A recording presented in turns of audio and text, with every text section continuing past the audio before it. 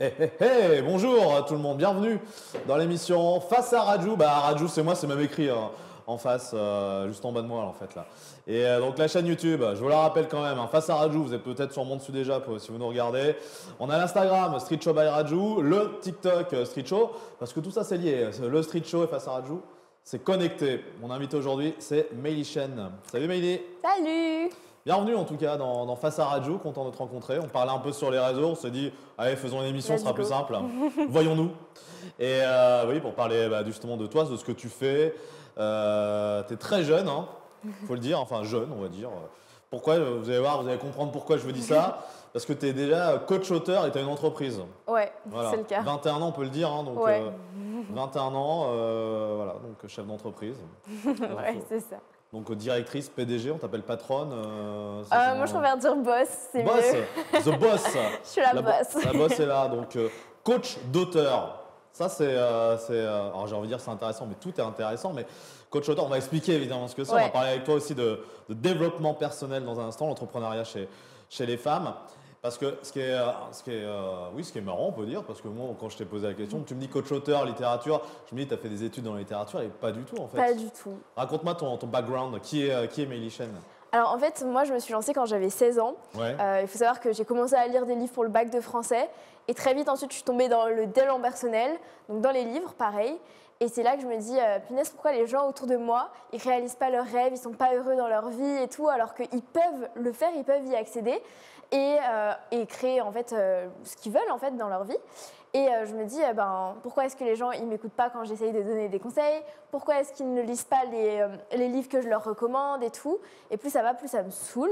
Donc je me dis, ok, ce que je vais faire, c'est que je vais écrire mon propre livre sur le développement personnel, peu importe, mais en tout cas pour aider les gens à croire en eux. Et donc c'est comme ça que je lançais mon premier livre à 16 ans, juste ici présent. Et c'est comme ça que je me suis lancée. La confiance fait tout. C'est exact. Ouais, parce qu'au début, alors c'est intéressant, personne t'écoute, c'est ça à l'époque? Ouais, je me sens vraiment inutile, je sers à rien quoi.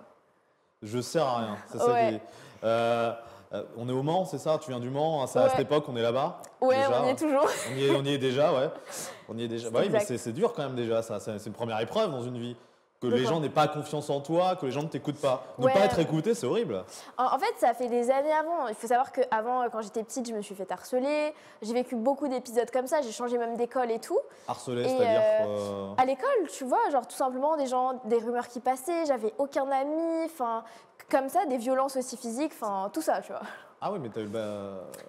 C'est quoi les remarques qu'on fait quand tu dis harceler? Moi, ça m'a.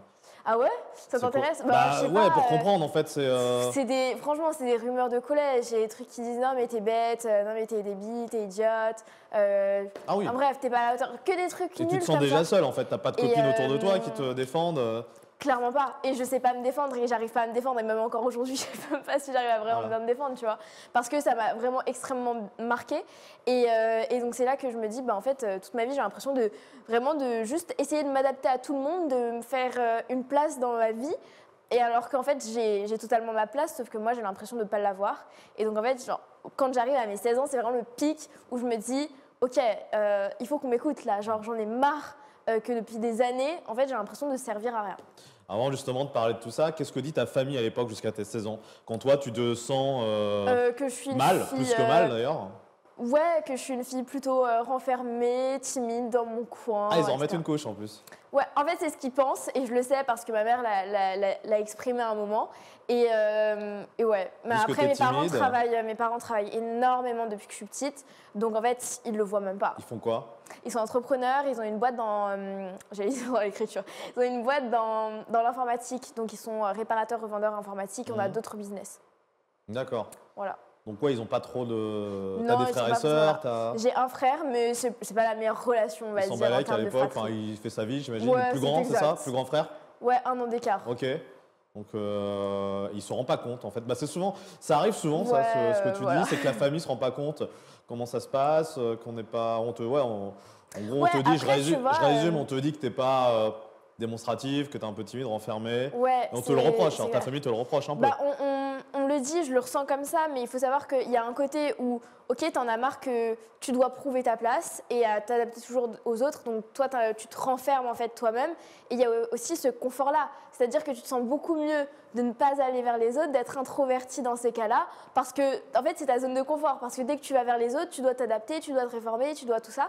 Donc en fait, au final, moi, je ne veux pas dire que je me plais dans cette zone-là, mais ça reste un confort, alors que je pourrais justement avoir le courage de m'en sortir et d'essayer de faire quelque chose, tu vois, pour changer. Ouais, donc oui, tu as ton propre monde, alors tu te crées un monde je suis dans ma parallèle. Bulle. Ah, clairement, je suis dans ma bulle. Ça arrive souvent, hein, beaucoup moi, j'ai un peu la même chose, donc je connais un peu. Hein. C'est pas de la schizophrénie, c'est juste un monde, comme tu dis, de confort. Ouais, peut-être pas schizophrénie. Non, on n'est pas là-dedans encore, mais Non, c'est encore autre chose. On fera une autre émission là-dessus sur la schizophrénie, un de ces quatre. Mais pas là. Donc, tu as ton monde et un jour, donc 16 ans, on est d'accord. Donc, tes études, tu le rappelles, tu es dans des études de. Non, tu es au lycée là à l'époque. Là, je suis au lycée. Tu es au lycée, quel bac c'est Bac général, ouais. ES plutôt. ES, j'ai fait pareil. ES, donc bac ES, qu'on résume tout. Hein. Bac ES, tu as 16 ans et là, tu te dis, je vais me lancer. Ouais. Je me lance dans l'écriture. Donc, c'était juste après le Covid, après que le bac de français passe. Et c'est à ce moment-là que tout s'enchaîne pour moi. J'écris mon livre et voilà. Donc des bons retours sur le livre Ouais, donc je lance mon livre au début en format numérique. Okay. Donc là, j'ai plein de retours. Les gens attendent la version papier. Donc ensuite, je le fais en format papier. Puis ensuite, je le fais éditer par une maison. Donc en fait, je passe par tous les stades d'édition possibles. Et oui, j'ai énormément de retours. En fait, des gens que j'ai l'impression qu'ils me respectent, qui ont envie de me découvrir, qui me disent « Ah, mais c'est vrai ce que tu dis. Ah, mais voilà, tu vois, qui s'intéressent à moi. » Et là, je me dis, franchement, un grand soulagement pour moi, en tout cas. Et c'est à ce moment-là que je pense qu'avant, je n'avais pas forcément confiance en moi. Mais depuis que j'ai eu mon livre, ça a été vraiment un poids qui m'a donné énormément de force pour la suite. Et les gens qui t'harcelaient, t'es pas forcément sympa avec toi au lycée, est-ce qu'ils lisent ton livre? Tu sais ou pas? Tu as eu des retours, ils te l'ont dit ou pas? Du coup, j'avais eu beaucoup de problèmes, moi, plutôt au collège. Donc au collège, ouais. À ce moment-là, j'avais trouvé ma place en soi, donc j'avais pas trop de personnes autour de moi comme ça. Mais c'est vrai que, non, en soi, j'avais plus trop d'entourage nocif, donc ça va encore à ce moment-là. Mais en tout cas, les gens autour de moi, les jeunes et tout, sont plutôt contents. Mais tu vois que c'est content, mais un peu jaloux, tu vois, genre en mode. Mais ça va, ça va, c'est pas méchant. Pour résumer, parce qu'on est là vraiment pour bien résumer la situation. C'est exact. À la base, on te met plus bactère, aujourd'hui on est jaloux. C'est dans la fame, tu réussis des choses. Alors la fame, c'est un grand mot, mais tu comprends, tu fais quelque chose de sympa, on va dire. Ouais. Eux, finalement, ils ont peut-être pas une vie, on ne sait pas. Actuellement, ils sont tous dans les filières, on va dire, dans lesquelles ils sont étudiants et ils sont toujours dans les mêmes filières, tu vois, très cadrés, j'avais dit que je faisais ça, j'aurais fait ça, et bac plus 1, 2, 3, 4, 5. Au final, très compétent théoriquement, mais qu'est-ce que tu fais, mais pas de pratique. Qu'est-ce que toi, tu fais après ton bac? Tu as ton bac, tu valides, qu'est-ce que tu fais? Du coup, moi, je tombe dans le dev perso, je plonge la tête la première, et c'est là que je me dis, ok, l'immobilier. Alors, parce que l'immobilier, je me dis, éducation financière, il faut que j'ai des revenus, il faut que j'ai des actifs plus tard et tout. Et donc, c'est là que je me dis, ok, meilleure chose pour moi, c'est de continuer les études parce que j'aime ça. Et que je me dis, il va falloir que j'investisse à droite, à gauche, en tout cas, en parallèle de mes études. Donc moi, je décide à ce moment-là, même si j'ai sorti mon livre et tout, de poursuivre mes études donc dans la catégorie profession immobilière, donc c'est un BTS, et en parallèle, j'investis. Donc c'est vraiment le bagage que je voulais de base. T'investis dans la littérature, dans le... Non, dans la pierre. Donc... Ah, t'investis dans la pierre, ouais. Faut bien préciser. C'est exact. Donc t'es dans le... Donc t'as une maison, t'as acheté une maison, c'est ça que tu veux dire? J'ai acheté un studio pour le moment. Un studio, d'accord. Il est cher le prix de l'immobilier au Mans? Non, franchement, ça va. À ce moment-là, promo pour le Mans, ouais, autour de 2000... dans l'ancien, ça va encore. 2000, 2500, tu vois, ça va. C'est le prix d'un appartement, 2500? Non, le prix au mètre carré. Ah oui, du mètre carré, d'accord, oui. Non, mais je rigolais, bien évidemment. Oui, donc 2000, donc ça reste raisonnable, on va dire, par rapport à la région parisienne ou d'autres régions. Il faudrait que je demande à tous les invités qu'on a qui viennent de toutes les régions pour savoir quelle est la ville la moins chère aujourd'hui pour s'installer. Non, franchement, le Mans, c'est très bien, ça se développe bien. Et puis moi, c'est un marché que je connais, donc c'est ça qui est bien aussi. Et c'est un peu la banlieue parisienne, la grande banlieue, parce que beaucoup de gens du Mans viennent... c'est vrai. Beaucoup de gens viennent travailler du Mans à Paris. Ouais, effectivement. Comme toi, d'ailleurs. Moi. Précisément, on a l'exemple même. Le football au Mans, tu suis un peu? Petit aparté. Absolument pas. Ils ont fait un match en Coupe de France, ils ont fait éliminer en Coupe de France. Il y a eu Didier Drogba qui est passé par le Mans. Voilà, puis les 24 Les 24 heures. Voilà. heures. Et les évidemment. rillettes, voilà, on a fait la promo du Mans.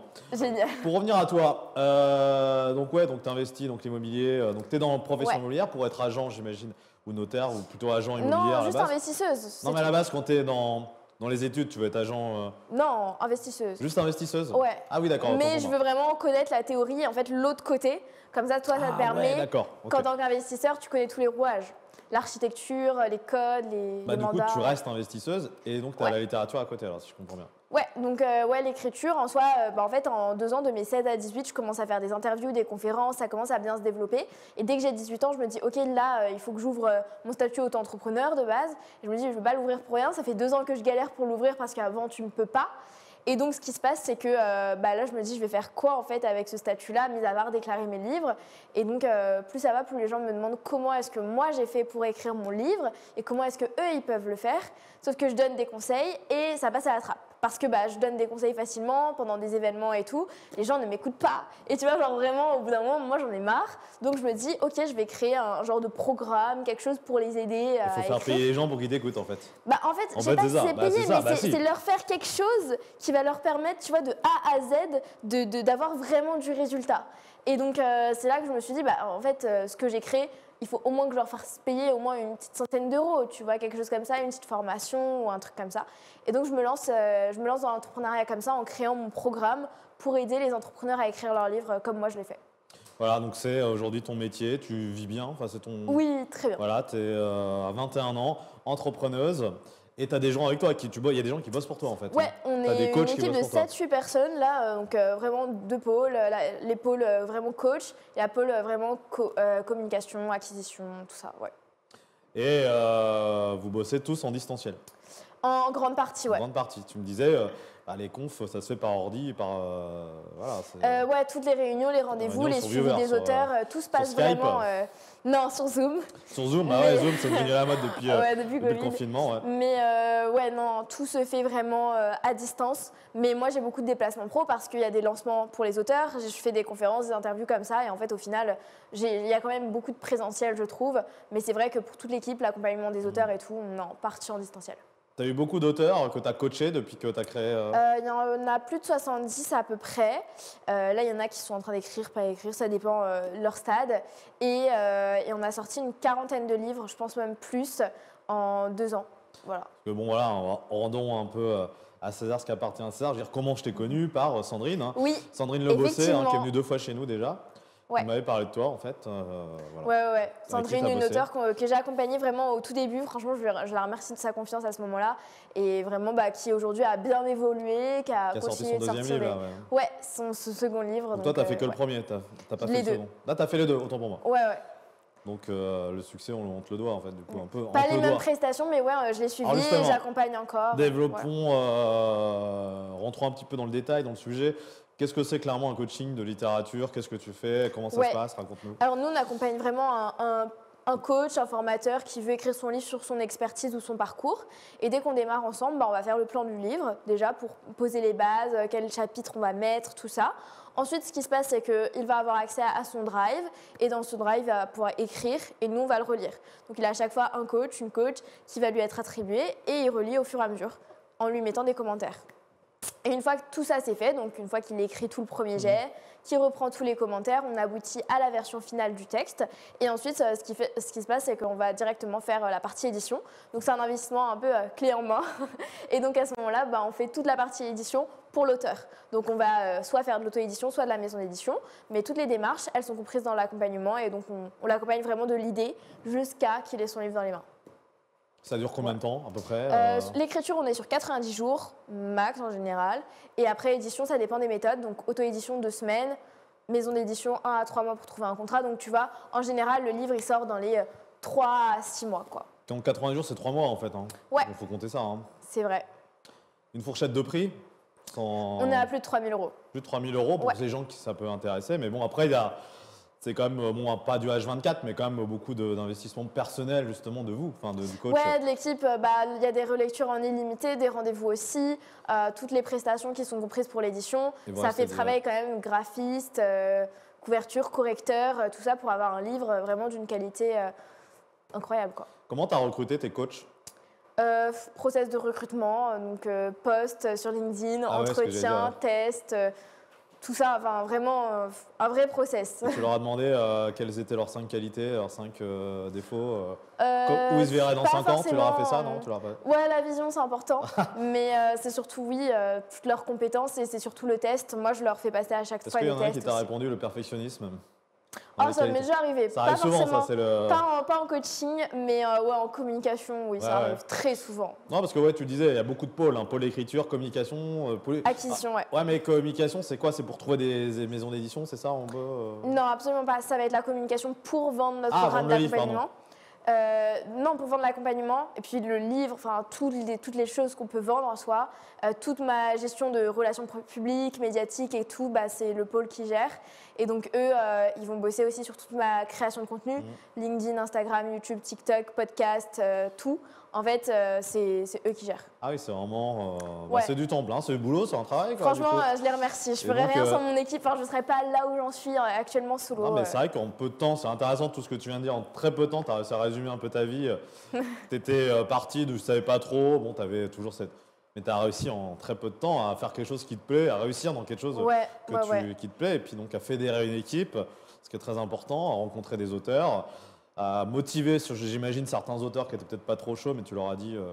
Ouais, les sensibiliser à pourquoi est-ce Sensibiliser, que le livre, c'est un investissement réel pour un business, effectivement. Et tu es aussi également sur YouTube, hein, je voyais, tu fais pas des podcasts, mais des. Ouais, des vidéos, ou ouais. des vidéos lifestyle, des vlogs, il y a un peu de Ah oui, tout, voilà, en tu fais soi. ça aussi, du Ouais, lifestyle. toutes les retransmissions d'interviews, conférences, on met tout sur YouTube. Ouais. Tu fais aussi de la mode lifestyle, du coup.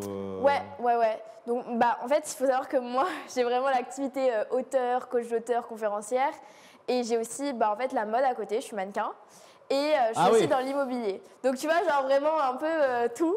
Ouais, mais je suis attention. focalisée vraiment, on va dire, à 90% sur mon activité d'écriture et édition de livres. Faut avoir attention de ne pas s'y perdre, forcément. À un moment, tu te le dis, Ouais, mais ouais, c'est ouais. une question d'organisation.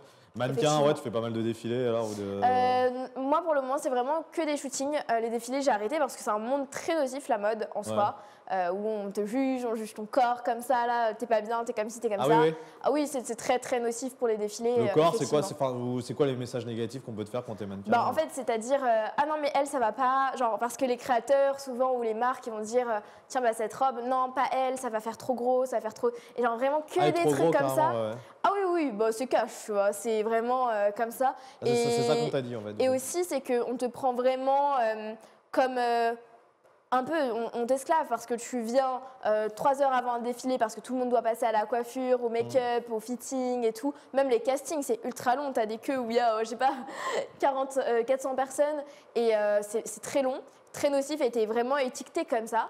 Et donc, franchement, j'aime pas. C'est pour moi une perte de temps et tout. Mais par contre, ce que j'aime bien, c'est les shootings plutôt commerciaux ou la création de contenu UGC pour des marques. Bon, bah, t'es occupé, hein, en vrai. Oui, un petit peu. Tu n'as pas le temps de t'ennuyer. Donc, l'entrepreneuriat chez les femmes, c'est plus compliqué que chez les hommes. C'est une question que je dirais qu'est-ce qu'on peut en dire? En fait, je dirais pas que c'est plus compliqué. Je dirais juste qu'il faut vraiment arriver à se faire sa place et aussi à pas se dire « Ah, je suis une femme, donc j'agis comme une femme ». Il faut vraiment avoir la mentalité d'un mec qui est dans l'ambition, qui se dit, enfin, qui est La mentalité discipliné. d'un mec, c'est intéressant. Ça. Ouais, un mec entrepreneur, tu vois, qui a de l'ambition, qui fait les choses carrées et tout. Parce que c'est vrai que les femmes, et moi je sais que c'est un de mes gros problèmes du coup dans le business, c'est qu'on gère beaucoup de choses avec nos émotions. Alors qu'un mec, tu vois, il va aller plus tête dedans. Enfin, les mecs, il y a des émotions aussi, quoi. Je veux dire, mais il y en a aussi, mais moins quand même. Et donc c'est vrai que ouais, faut être beaucoup plus dans son énergie masculine, donc faut faire attention à ça. Et pour moi, ouais, c'est vrai que je sais pas si c'est plus facile ou moins facile, mais en fait, faut arriver à se faire sa place. Et deuxième chose, c'est aussi utiliser tous les avantages d'être une femme, évidemment. Parce que quand tu es une femme, on va plus facilement te parler parce que souvent les hommes voient beaucoup d'hommes. Donc quand tu es une femme, tu peux passer plus comme ça. Enfin, il y a plein d'avantages que tu peux avoir. Il faut vraiment T'as eu des remarques sexistes un peu dans ce monde Non, peut-être pas, non. Absolument pas. Bon, c'est ironique ou c'est Non, pas du tout. Ah, bah c'est bien. C'est top. À ce niveau-là, c'est bien du coup. Ouais, donc bon, bah, Pour le moment, non. pour le moment, ça va. Pour l'instant, tu vis ça bien. Enfin, je veux dire, t'as pas l'air. Ouais, non, Non, non, t'as l'air contente, t'as l'air heureuse d'être là, Ouais. donc, enfin heureuse de vivre. Et c'est important donc de représenter la joie de vivre aussi, hein, on en a besoin. C'est vrai. Sur nos écrans, parlons un petit peu aussi, enfin pas un peu complètement, du développement personnel. Ouais. On en parlait juste avant de starter l'émission. Quelle est la définition pour toi du développement personnel? Puisque toi aussi, ça a été très important pour toi, justement. Ouais, pour moi, il y a eu vraiment énormément de bullshit. Genre, développement personnel, ça veut un peu tout et rien dire. C'est Et ça. c'est devenu vraiment, au début, c'était un petit truc. Maintenant, c'est vraiment une grosse case où on fourre tout à l'intérieur. Et donc, pour moi, en soi, le développement personnel, ça va vraiment au-delà de juste tout ce qu'on peut dire, genre des outils, des habitudes à mettre en place, tout ça. Pour moi, c'est le dépassement de soi. Clairement, c'est de savoir que tu as du potentiel et tu vas aller exploiter chaque millimètre de ton potentiel. Et dès que tu as l'impression que tu es dans ta zone de confort, tu vas créer un inconfort justement pour te dépasser. Et c'est vraiment ça qui m'a beaucoup plus aidée parce qu'au début, quand tu rentres dans le dev perso, tu commences à consommer plein de trucs et tu as au final tout le temps les mêmes discours. Mais ce qui moi m'a le plus aidée dans mon état d'esprit plus tard et au fur et à mesure que j'avance dans mon aventure entrepreneuriale, c'est de savoir comment est-ce qu'aujourd'hui je peux être vraiment en pleine gratitude de tout ce que j'arrive à créer, mais comment est-ce que je peux aller chercher plus et comment je peux aller améliorer chaque aspect, par exemple de ma vie ou d'un business ou de quoi que ce soit. Ça va être vraiment de se dépasser à chaque fois, de jour en jour et d'avancer ainsi. Le dépassement de soi, c'est ce qu'il faut. Ouais. C'est important pour toi parce que justement, tu Ouais. disais en début d'émission que pour toi, au début, tu étais dans une zone de confort, tu n'allais pas le Exactement. chercher et aujourd'hui, tu es tout le contraire. Ouais, aujourd'hui, je vais chercher plus. Et tu sais, il y a toujours ce truc-là où moi, pendant un moment, j'étais beaucoup dans le « Oh, j'aurais pu faire de mon mieux, j'aurais pu faire mieux avant, etc. Mais ça, je l'ai mal fait, j'aurais pu faire mieux. » Et là, je suis plutôt en mode « Je suis dans l'instant présent et je donne tout ce que j'ai et je le fais, en fait. » Et il n'y a pas de « J'aurais pu faire mieux, j'ai tout donné pour le faire et c'est comme ça, tu vois. » Donc, et ça, c'est très, très important. Donc c'est une partie, on va dire, ce que tu as dit, du développement personnel, parce qu'il y a plein d'autres choses. Je pense que moi, je pensais à un truc hier soir, du coup, je le partage avec toi et avec vous. Je pense que pour être heureux, il ne faut pas penser au lendemain. Il ne faut pas penser à ce qui va se passer le lendemain. Comme ça correspond à ce que tu disais. C'est vrai que c'est intéressant. Être allé, profiter de l'instant, là, par exemple, pendant une interview, pas penser à ce que j'ai derrière, penser à ce qu'on fait là actuellement, et c'est ça qui va faire que. Et puis après, tu passes à autre chose. Oui, de toute façon. Mais il faut se le dire, on dit que parce qu'on est quand même dans l'anticipation, il faut quand même y penser, mais il ne faut pas tout focus sur ce qui va se passer après, parce que du coup, le moment que tu vis actuellement, tu le dégrades, parce que tu seras trop focus dans ce qui va se passer après. Ouais. Non, c'est très dur, mais c'est très dur en fait. Hein. C'est très dur parce d'être qu'on est forcément à y penser, on a ouais. plein de choses à penser, on peut être parent, on peut avoir plein de choses à penser. Mais après, faut réussir à avoir cette force. Après, ça se travaille, comme tu le disais plus ou moins, tu le dis, hein, le développement personnel. Hein, tout n'arrive pas comme ça, parce que ça paraît simple ce qu'on dit finalement. Hein. Mais après, toi, ça t'a demandé aussi des années, la remise en question aussi, beaucoup de travail de soi. Beaucoup d'introspection aussi, de savoir ce qui s'est passé avant, les croyances que j'avais, les croyances que je veux, énormément. C'est ça aussi le développement personnel. Moi, le seul truc que je trouve gênant dans le développement personnel, tu vas me dire ce que tu en penses, c'est que quand on est le seul à le faire, on se dit, nous, on se remet en question et que tu vois les gens autour de toi qui ne le font pas. C'est compliqué, parce que j'imagine que tu connais ça. Oui. Sans citer de nom, bien évidemment, mais tu vois des gens, toi, tu te remets en question, ouais, t'as merdé, puis les gens, ils vont te dire, ouais, il faudrait que tu t'améliores là-dessus, mais eux vont pas s'améliorer là où ils devraient s'améliorer. Moi, j'en connais, je ne citerai pas de nom non plus, évidemment.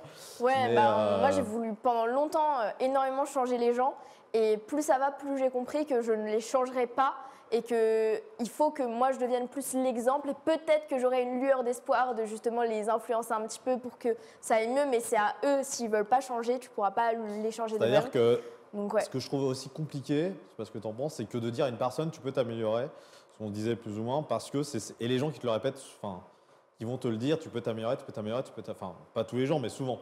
Et je pense que c'est pas comme ça qu'on s'améliore. On le fait. Non, absolument pas. Faut le faire directement, quoi. Si on le fait de soi, on s'améliore quand on a envie de s'améliorer. Il faut bien le penser, et c'est que nous qui avons les solutions. La solution est en nous. Comme dirait Mélie Chen. Elle ne l'a pas dit, mais je pense que tu le penses. Donc, oui, évidemment. Complètement. En tout cas, comment donc, le nom de ta boîte, du coup, c'est… Mursti, M-U-R-S-T-Y. Pourquoi? Ça veut dire Move Your Lifestyle. Donc, changer de mode de vie. Yes. Donc, c'est le nom de ma première collection de livres. Voilà. Donc, il y a celui que tu as là, il y en a plusieurs. Toi, oui, tu écris et tu coaches les gens. Toute la collection que je peux avoir de livres, ou même l'ambition que j'ai, le but, c'est d'aider les gens à s'améliorer dans leur vie. s'améliorer dans sa vie à travers l'écriture. Et puis, le message, c'est qu'on n'est pas obligé de faire des études littéraires pour réussir. Absolument pas, ouais. Parce que souvent, les gens... c'est quoi d'ailleurs les profils d'auteurs que tu as donc on a eu Sandrine en parler, mais dans les autres, c'est des gens qui viennent de nulle part. Comment De dire nulle part, non, pas de Ah, nulle par part. rapport Mais, à leur bagage littéraire? ouais, mais qui viennent d'où et qu'est-ce qu'ils travaillent? Toi, tu disais que tu étais dans l'immobilier, mais est-ce que tu as des garagistes, par exemple, ou j'en sais rien, mais qui viennent d'où? C'est quoi le public? Quel est ton Non. public? Quels sont les gens Ça va être des personnes qui sont... ça peut être, imaginons, un coach de vie, ça peut être une personne, un thérapeute, ça Ah peut bah déjà, ils être... sont déjà là-dedans, alors, du coup. C'est déjà des gens qui sont un peu... Ah oui, oui, oui, bah, des entrepreneurs, effectivement, ouais. Les gens que tu coaches, c'est déjà des gens qui sont déjà dedans, Bah, qui sont dans la niche vraiment entrepreneuriat, d'accord, entrepreneuriat, donc ils ont déjà du dev perso ou un business, etc. Une méthode, en fait. Ah oui, ils tu partent coaches pas que de des gens zéro. comme ça, en fait. Ouais. Ok. Que des experts dans leur domaine ou des Oui, d'accord, personnes ouais. qui ont déjà... Et tu peux, par exemple, une avoir des méthode sportifs qui ont envie de faire un livre sur leur Ouais, vie. aussi. sur leur Du moment vie, que c'est de la non-fiction, biographie, dev perso, business, ça passe. C'est ça, c'est vraiment pour résumer, de l'autoportrait, de raconter un peu sa vie, mais à travers... Ouais, ça dépend des livres. T'es pas dans la fiction, c'est ça que tu disais, ça. Ouais, pas dans la fiction. Certains ne sont que dans la fiction, toi tu n'es pas dans la fiction. Ouais. Donc on n'invente pas des histoires Non. de sorciers avec des lunettes, ça c'est pas ton... Non, Enfin, non. même si tu trouves t'aimes bien aussi Harry Potter, mais... Bah, oui, Oui, en mais- soi, tu ouais. vois, mais c'est pas du tout le milieu dans lequel je suis et dans Ouais. lequel je peux baigner, quoi. Avant de se quitter, ton auteur référence, ton plat signature Franchement, ou ton autrice. j'aime beaucoup Alex Hormozy pour la synthèse qu'il a réussi à avoir avec ses livres. C'est un auteur dans le business en américain D'accord. qui vraiment a bien créé des livres géniaux et il a une très bonne méthode et il prouve vraiment que en fait, une fois que tu as ta méthode, ton expertise, peu importe si tu écris bien ou pas, tu arriveras à convaincre n'importe qui ou en tout cas à l'aider à se transformer grâce à ton livre. Donc vraiment, auteur best-seller que j'adore.